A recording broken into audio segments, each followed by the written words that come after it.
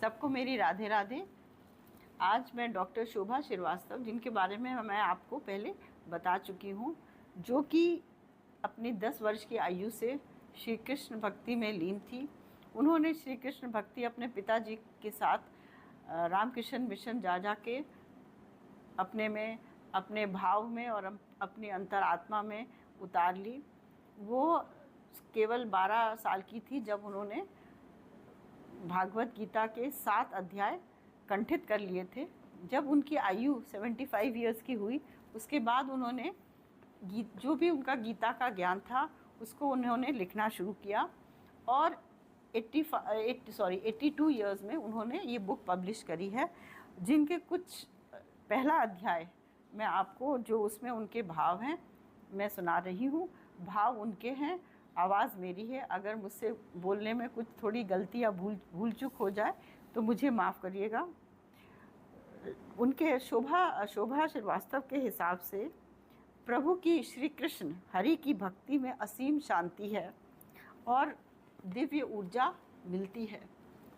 भागवत गीता जो भी सुनता और पढ़ता है वो कष्ट से मुक्त हो जाता है।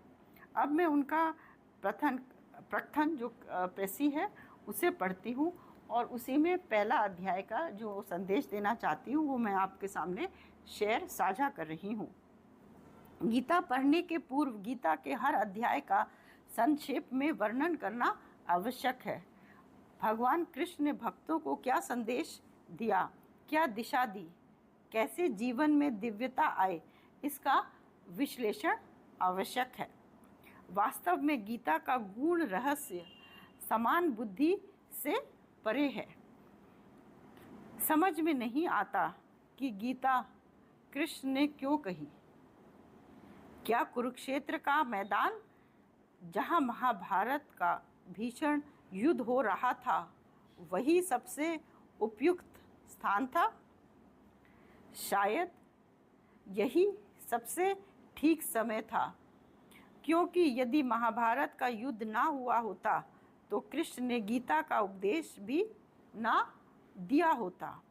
अर्जुन कुरुक्षेत्र के मैदान में खड़ा था, जहां भीषण युद्ध की घोषणा शंखनाद से की जा रही थी। अर्जुन व दुर्योधन की सेना आमने सामने खड़ी थी। अर्जुन भी रथ लिए खड़ा था। सारथी के रूप में श्री कृष्ण रथ पे खड़े थे। अर्जुन ने युद्ध के मैदान में चारों ओर देखा।